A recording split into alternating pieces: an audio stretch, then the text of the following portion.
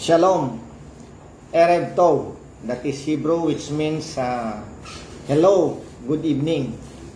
Welcome to the message for tonight entitled Invitation to the Kingdom of God. Invitation to the Kingdom of God. At ating pong gagamitin ay yung isang parable na tinuro ni Jesus Christ doon sa Matthew 22 verses 1 to 14.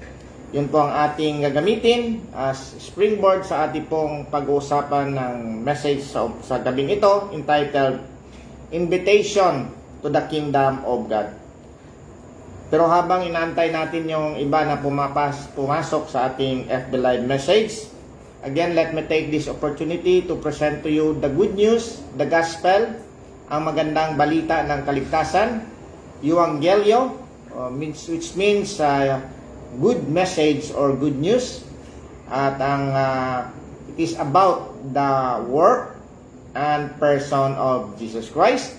At mayroon pong dalawang premise yan. Bakit nagiging good news yan? Kasi ang tao po ay, number one premise po ay ang lahat ng tao ay nagkasala at hindi nakaabot sa kaluwalhatian ng God. For all have sinned and fall short of the glory of God. That is in Romans 3:23. At ang pangalawang premise ko dyan ay God is holy. Sabi nga ng mga seraphim doon sa Isaiah 6 at saka sa Revelations, God is holy. Tinatawag nila na holy, holy, holy. So that is one of the attributes of God, na siya ay banal at hindi po papayag na mayroon pong mga kasalanan na makalapit sa Kanya. So the problem is, we're all sinners and God is holy. We are unreconciled with God. Malayo tayo sa God dahil po sa kasalanan ni Adam nung nag-fall po ang man, na tayo po ay nahiwalay sa Kanya.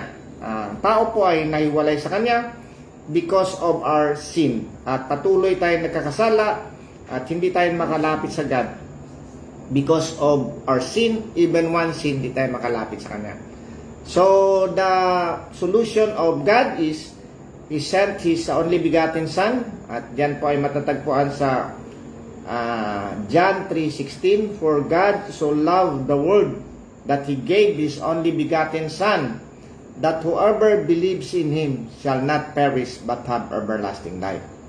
So, kung tayo po ay mananatili sa ating pagka-unreconciled with God, we will really experience the punishment na we will spend eternity in hell.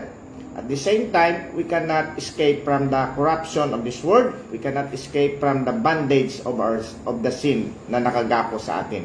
Kasi we're all dead in our trespasses and sins. Nakalubog tayo doon sa ating makasalanan at hindi tayo makaalis doon. At Jesus Christ came to this world, kaya nga tayo po ay nagpapasalamat din po sa incarnation ni Jesus Christ na siya ay pumunta dito at sineselebrate natin yan in a season, but we also celebrate it every day of our life kasi si Jesus Christ lang talaga ang salvation natin. Si Jesus Christ ang gumawa ng ating salvation by obeying all the laws and dying on the cross para sa ating mga kasalanan. And we can only have that if we have faith and believe on the Lord Jesus Christ. Hindi natin makukuha yan sa ating mga gawa kasi ang ating mga gawa ay kapos yan. Being morally good, kapos din yan. All na knowledge, kapos yan. Rituals, kapos yan. Only our belief on the Lord Jesus Christ, and we can only have the benefits or ma-appropriate o makuha natin yung ginawa ni Jesus Christ. Mapapunta sa Kanya, sa atin yung righteousness niya, at ang ating kasalanan ay mapapunta sa Kanya at siyang umako sa ating makasalanan if we believe in Him. We have to repent from our sin kasi we believe also that we are a new creation, no? Kung tayo po ay na-regenerate. Repent from our sins and try to be holy as much as possible because God said, be holy for I am holy. Sabi ni Jesus Christ, be perfect for your Father in heaven is perfect. Yun po ang ating pong pag-uusapan ngayon. Magre-revolve din po doon sa gospel kasi this is the invitation to the kingdom of God, no? Sabi nga ni Jesus Christ, the kingdom of hand is at hand. Repent and believe the gospel. Okay? Let us begin, mga kapatid. Hahabol na lang yung iba kasi we have this online message kasi ang ating pong church ay hindi pa po fully lahat ay umattend sa ating physical service. Kaninang umaga mayroon po tayong service pero konti lang po pa ang nakaka-attend kasi hindi pa 100%. So that is why we will have this online message para sa mga bata at the same time yung mga hindi nakaka-attend because of the limitations ay makakarinig din po ng salita ng Diyos sa tuwing linggo or sa kapanahonan din po. Alam po natin na ang salita ng Diyos ang nagbibigay sa atin ng faith. So, let us begin. Erev Tov, good evening mga kapatid. Tayo ay muling magpapasalamat sa Panginoon na tayo po ay makarinig talaga ng kanyang mga salita galing sa Biblia at the same time sa mensahe po sa gabing ito. Ang pamagat po sa mensahe sa gabing ito ay invitation to the kingdom of God. Kasi the gospel is about the kingdom of God at kailangan natin makapasok doon sa kingdom of God. Kailangan natin maka-reconcile sa Kanya. So, buksan niyo po ang inyong mga Biblia if you have your Bibles in your gadgets or sa printed Bible. Buksan niyo po sa Matthew chapter 22. Babasahin po natin ang verses 1 to 14 at gagamitin po natin to as springboard sa ating mensahe sa gabing ito na pinamagatan Invitation to the Kingdom of God. Okay? Matthew chapter 22 verse 1 in the New King James Version, the parable of the wedding feast. Ito yung subtitle, verse 1. And Jesus answered and spoke to them again by parables and said, the kingdom of heaven is like a certain king who arranged a marriage for his son and sent out his servants to call those who were invited to the wedding, and they were not willing to come. Again, he sent out other servants, saying, tell those who are invited, see, I have prepared my dinner, my oxen and fatted cattle are killed, and all things are ready. Come to the wedding. But they made light of it and went their way, one to his own farm, another to his business, and the rest seized his servants, treated them spitefully, and killed them. But when the king heard about it, he was furious, and he sent out his armies, destroyed those murderers, and burned up their city. Then he said to his servants, the wedding is ready, but those who were invited were not worthy. Therefore, go into the highways, and as many as you find, invite to the wedding. So those servants went out into the highways and gathered together all whom they found, both bad and good. And the wedding hall was filled with guests. But when the king came in to see the guests, he saw a man there who did not have on a wedding garment. So he said to him, friend, how did you come in here without a wedding garment? And he was speechless. Then the king said to the servant, bind him hand and foot, take him away, and cast him into outer darkness. There will be weeping and gnashing of teeth. For many are called, but few are chosen. Tayo muna ay manalangin. Panginoon naming Diyos na aming Ama, muli kaming nagpapasalamat, Lord, na magkaroon kami ng message sa gabing ito upang marami pong makarinig na hindi naka-attend sa mga aming physical service. At ito din po ang gagamitin mo, Lord, kung sino man makarinig nito sa iba't ibang kaparanan. I-bless mo ako, Lord, sa aking pagpahayag at buksan mo, Lord, po ang aming puso't isipan sa pakikinig nito.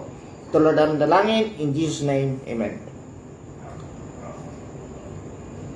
So, magandang gabi ulit mga kapatid. Tayo po ay dito ulit.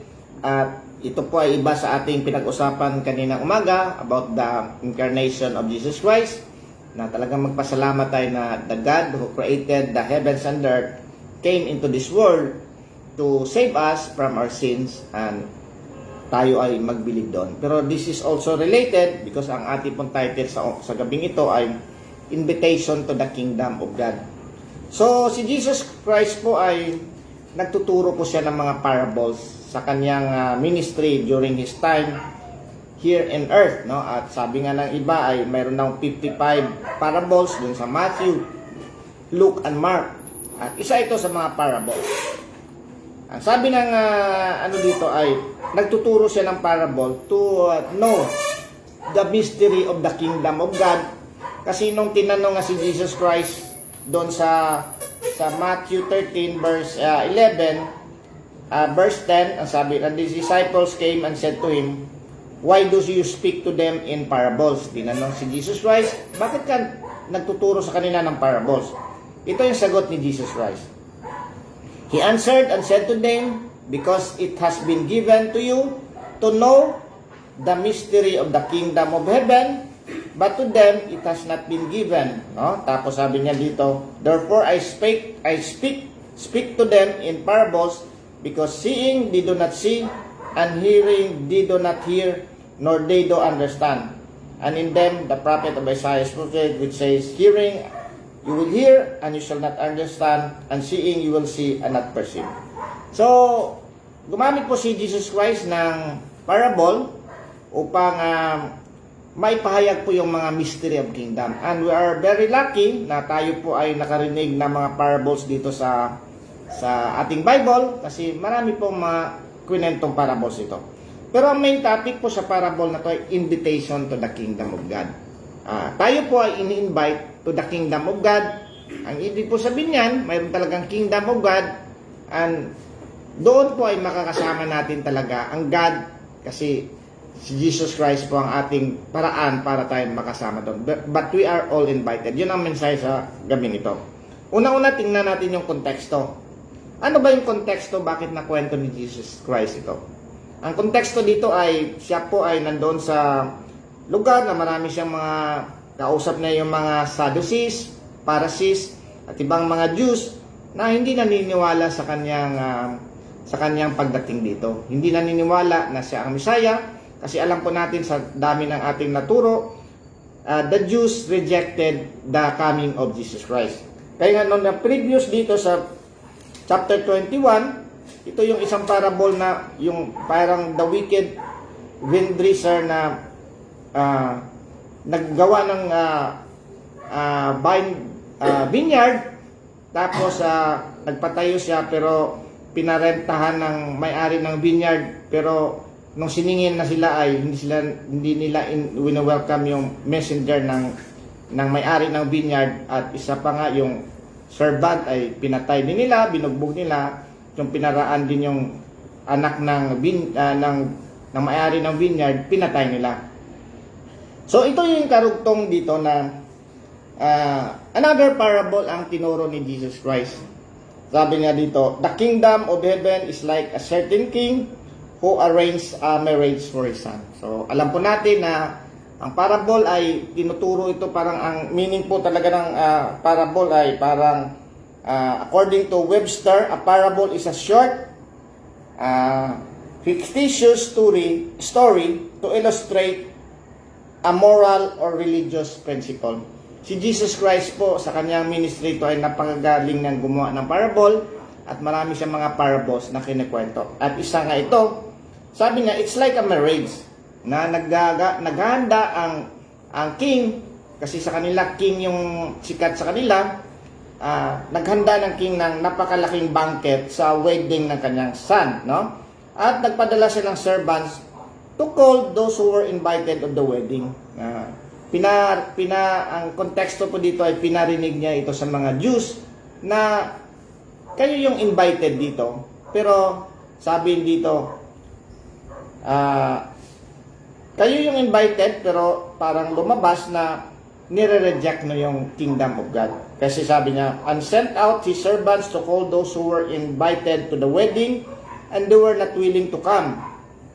Again, he sent out other servants, saying, tell those who are invited, see, I have prepared my dinner, my oxen and fatted cattle and killed, and all things are ready. So sabi niya, invitahin mo, pumunta sa wedding. Pero anong ginawa ng mga tao ito? But they made light of it, hindi nila masyadong pinansin, and went on their ways.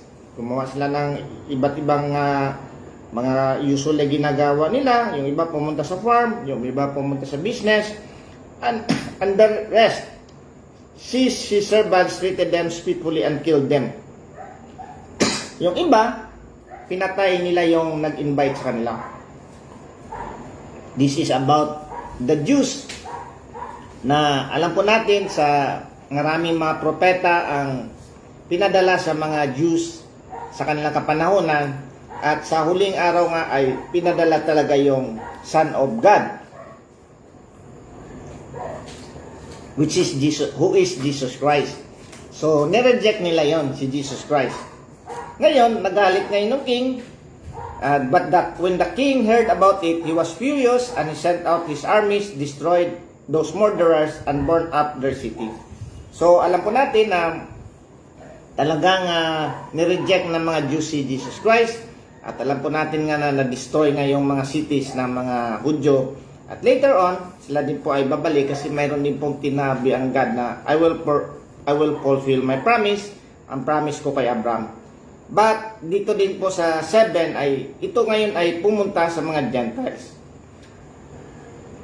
Sabi dito sa 8, then he said to his servants, the wedding is ready, but those who were invited were not worthy. Therefore, go into the highways, and as many as you find, invite to the wedding.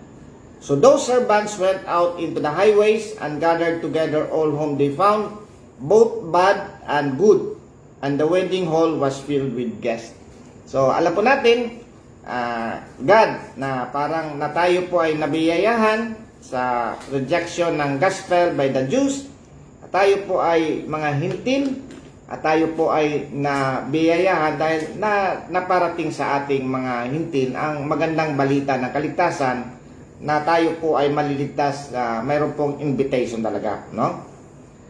Pero mayroon din po ditong condition, no? Mayroon ditong condition na lumabas, sabi daw, but when the king came in to see the guest, he saw a man there who did not have a wedding garment. So nung pumasok ang king, nakita na mayroong isang guest doon na walang wedding garment. Tapos, sinabi niya, so he said, friend, how did you come in here without a wedding garment? And he was speechless, walang masabi yung walang wedding garment. Then the king said to the servants, bind him hand and foot, take him away and cast him into the outer darkness, which will be weeping and gnashing of teeth. So, dito po ay pinakita na mayroon pong parang alam po natin ng isang mystery talaga ng gospel na dapat nating maintindihan o dapat nating tanggapin talaga, na sinabi dito sa Romans 10. Ang sabi dito sa Romans 10, sabi dito sa Romans 10, but Isaiah is very bold and saying, I was found by those who did not seek me. I was made manifest to those who did not ask for me, referring to the Gentiles.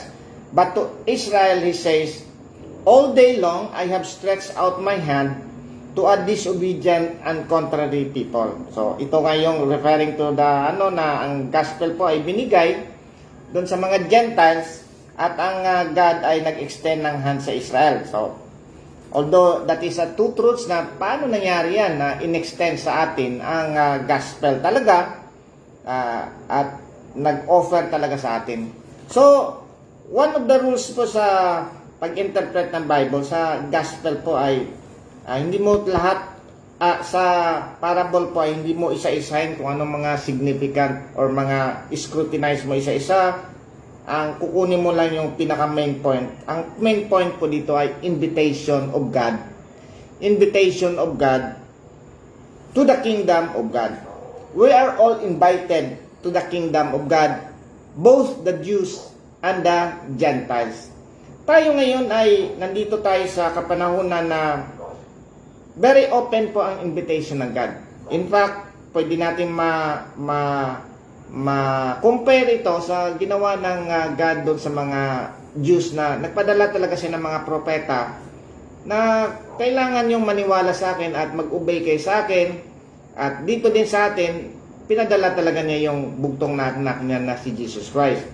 At invitation ito sa atin na talagang dapat tayong lumapit kay Jesus Christ, no? Na siya talaga ang ating tagapagligtas. But bakit tayo dito? Bakit tayo mayroong tayo dito sa isang condition na dapat mayroon tayong wedding garment? Ano itong wedding garment?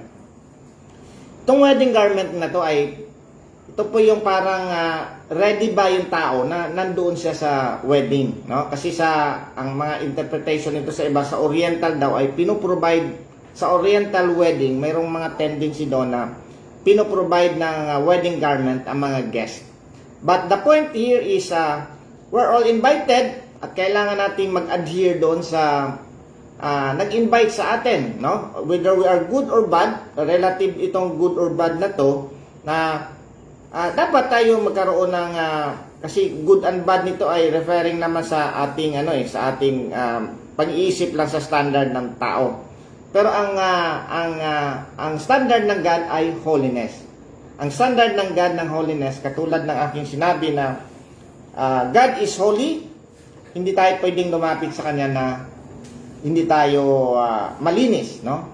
At dalawa po ang paraan kung paano itong ma-interpret dito. Una-una po, this is the imputed righteousness of God na binigay sa atin, at this is also the sanctification done by the Holy Spirit. I-explain ko po yan kasi minsan very theological ang implication nun. Ang dito ay kailangan nating na pagdating natin doon sa ready tayo na mayroon tayong wedding garment, and that can only be done if we are holy because ang imputed righteousness ni Jesus Christ ay binigay sa atin. Tinuturo natin sa gospel na si Jesus Christ ay may dalawang obediences. Una-una ay siya ay nag-fulfill sa lahat ng mga batas sa God upang siya ay maging perfect, kasi ang perfect na requirement ng God ay perfection, walang bahid na kasalanan. So si Jesus Christ lang ang naka-fulfill niyan. Tayong lahat ng mga tao, wala tayong hindi natin na-fulfill yan. Kailangan natin makuha yung imputed righteousness ng God. Dapat natin makuha yan upang tayo po ay magkaroon ng wedding garment. But we also believe that we are also given the imparted righteousness because of the sanctification done to us by the Holy Spirit, at the same time yung ating ginagawa din. So dito po ay pwede natin sabihin na this is the holiness of the invited guest, both for the imputed righteousness and the sanctification done by the Holy Spirit in us. Kasi we do not believe that tayo po ay nananatili sa ating mga kasalanan kung tayo po ay naniwala kay God, because when God regenerated us, binigyan niya tayo ng cleansing, malinis tayo, kasi sabi nga, therefore if anyone is in Christ, he is a new creation. Old things have passed away, behold, all things have become new. And tayo po ay dahan-dahan tayong sinangtipay, dahan-dahan tayong pinapabanal. We are striving to be doing that. Pwede din itong i-refer natin dito sa Matthew 7:21, na sinasabi dito sa 7:21. Kasi kailangan nating malinaw ito. Sa 7:21, sinasabi, not everyone who says to me, Lord, Lord, no? Sabi ni Jesus Christ, not everyone who says to me, Lord, Lord, shall enter the kingdom of heaven, but he who does the will of my Father in heaven. Many will say to me in that day, Lord, Lord, have we not prophesied in your name, cast out demons in your name, and done many wonders in your name? And then I will declare to them, I never knew you. Depart from me, you who practice lawlessness. So we believe that yung wedding garment na yan ay tayo po ay binigyan ng imputed righteousness. Doon tayo na-justified, doon tayo dineclare na walang kasalanan, but we are also given imparted righteousness. And the work of the Holy Spirit ay isa-sanctify tayo set apart tayo and we are become holy and holy. Kasi sabi ni Jesus Christ na many will say to me in those days, Lord, Lord, have we not prophesied in your name and cast out demons in your name and done many wonders in your name? Yung mga ginagawa natin dito, hindi papasayan sa standard ng God unless we have the imputed righteousness of God at mapapakita sa atin na ang effect ng ating salvation ay nabago tayo. But mayroon dito isang huling verses dito. For many are called, but few are chosen. So si Jesus Christ ay talagang matalinghaga ang mga parables ni Jesus Christ. Invitation is open to us. Invitation is open to the Jews. Invitation is open to the Gentiles. Invitation to the kingdom of God is open to those who are listening to this message. And kailangan lang natin talagang maniwala kay Jesus Christ. Dito po ay sinasabi, many are called but few are chosen. Marami pong tinawag, ngunit kunti lang po ang pinili. Itong called na to, hindi to yung effective calling, but this is the general calling of all believer, of all people na nakakarinig ng mensahe na tayo'y makasalanan, kayo makasalanan, kailangan mo magsisi sa kasalanan at ang paraan lamang na makapagsisi ka sa kasalanan ay talagang makinig ka na makinig at manalangin kay God na i-regenerate ka at maniwala ka kay Lord Jesus Christ. Ang sabi nga ni Spurgeon dito sa isang pag nagturo siya, sabi na siyempre mayroon talagang chosen, no? Pero sabi na wag niyong isipin 'yan kasi ang niya doon, if you believe on the Lord Jesus Christ, you are the chosen. At wag mo na masyadong kasi ang concept dito is invitation. Ang pagka-present niya is are you interested? You are invited to the kingdom of God. Are you interested? Ang pagkatsulat niya doon para daw yung ticket ng isang napakagandang concert, no? Napakagandang concert, yung iba hindi nila naisip na maganda yung concert or hindi nila interesado doon. Sabi doon, nagbibigay ng mga ticket and concert ng ganon. Tapos, mayroong nagreklamo. Bakit hindi ako binigyan ng ticket na yan? Bakit hindi ino-offer sa akin yan? Ang sabi ng nagbibigay ng ticket, interesado ka ba sa concert na yan? Ay hindi. Hindi ako interesado sa concert na yan. Pero, nagagalit siya na binibigyan, hindi siya ino-offer. Ang point ni Spurgeon doon, are you interested in the invitation of God to you? Interesado ka ba sa invitation ng God sa iyo? Kung ikaw ay interesado sa invitation ng God, ng gospel sa iyo, you have to accept the ticket and join the concert. Hindi ka pwedeng magreklamo na bakit di ako binigyan? Kasi hindi ka naman interested eh. And God is knowledgeable na if you are interested on the kingdom of God, bibigyan ka niya ng ticket, bibigyan ka niya ng garment. But ang question doon, ang una kasing itatanong natin sa atin, huwag muna nating pahirapan ng gospel na many are called but you are chosen, mayroong garment. Ang doon ay, there is an invitation. Are you interested in the invitation? If you are interested, then you are the chosen. And you should participate in the banquet, the wedding banquet doon sa And you have to accept Lord Jesus Christ as your Savior. Accept mo yung King na nag-invite sa'yo. Alam nga namang hindi ka pupunta doon sa banquet, saan ka pupunta kung hindi mo in-accept yung King, yung God na nag-invite sa'yo. At kailangan mong sumunod sa kanyang standard that there should be holiness in you. And you can only do that holiness, you can only avail that holiness, your wedding garment, if you believe on the Lord Jesus Christ as your Lord and Savior, and then repent from your sins and be holy, but that is commanded to us. Are you interested, mga kapatid, sa mensahe nito? Are you interested to join the kingdom of God? If you are interested, you have to believe in the Lord Jesus Christ, and you will be saved, you and your household. Let us pray. Panginoong Diyos na aming Ama, salamat po Lord na palagi mong ini-invite ang bawat isa na makinig ng iyong mensahe na mayroon po talagang kingdom of God at nire-refer mo ito sa isang parable, Lord. Alam po namin, Lord, na ito po ay open sa amin kung kami, Lord, ay lumapit sa iyo bilang Panginoon tagapagligtas, magsisi sa aming kasalanan at maging interesado po sa iyong kingdom. I-bless mo, Lord, ang makikinig sa gabing ito, sa mga churchmate ko, at patuloy na ang pinapanalangin na gamitin mo kami, Lord, to proclaim the kingdom of God to those who are perishing, to those who are in darkness. At kung kami, Lord, ay nasa darkness, hindi pa kami interesado sa kingdom na to, i-bless mo rin po kami, i-bless mo ang mga tao, Lord, na sila din po ay mabuksan ang kanilang puso at isipan, maging interesado sa kingdom na to, at tumanggap sa iyo bilang Panginoon tagapagligtas. Salamat muli, Lord, sa mensahe ito, at dalangin namin to sa pangalan ni Jesus, aming Panginoon tagapagligtas. Amen.